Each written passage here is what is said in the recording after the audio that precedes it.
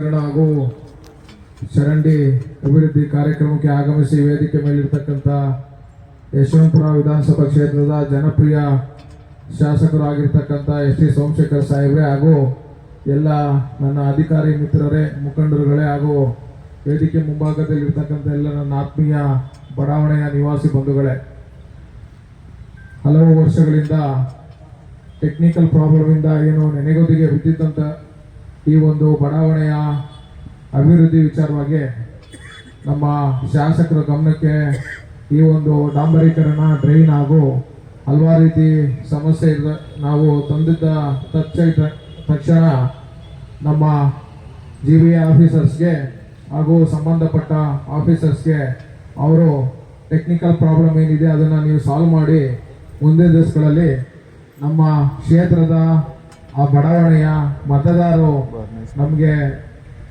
ಮತ ಹಾಕಿದ್ದಾರೆ, ಅವರ ಸಮಸ್ಯೆಗಳನ್ನ ಕೂಡಲೇ ಆಲಿಸ್ಬೇಕು.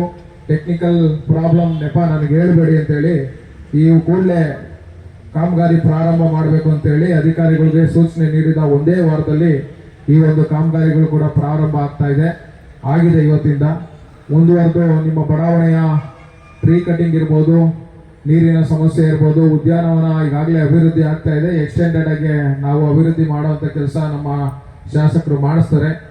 ಮುಂದುವರೆದು ಏನೇ ಸಮಸ್ಯೆ ಇದ್ರೂ ಕೂಡ ಈಗ ವಾಟ್ಸಪ್ ಗ್ರೂಪ್ ಆಗಿದೆ, ಅದರಲ್ಲಿ ನಮ್ಮ ಶಾಸಕರು ಕೂಡ ಇದ್ದಾರೆ, ಶಾಸಕರ ಆಪ್ತ ಕಾರ್ಯದರ್ಶಿಗಳು ಕೂಡ ಇದ್ದಾರೆ.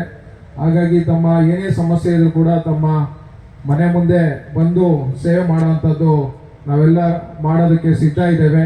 ತಾವು ಅದನ್ನ ಉಪಯೋಗಿಸ್ಕೊಳ್ಳಿ. ಇನ್ನೇನೇ ಸಮಸ್ಯೆ ಇದ್ರೂ ಕೂಡ ತಾವು ಅಲ್ಲಿ ತಿಳಿಸ್ಬೋದು.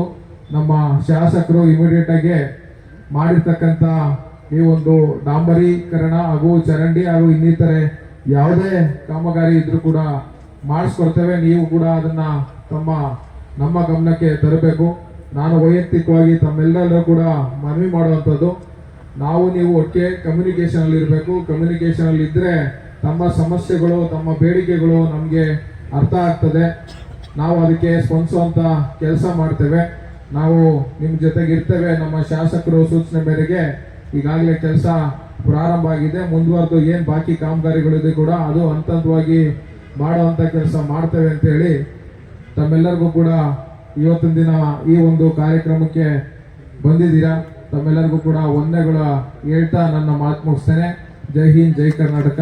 ಈಗ ನಮ್ಮ ಶಾಸಕರು ಮಾತನಾಡ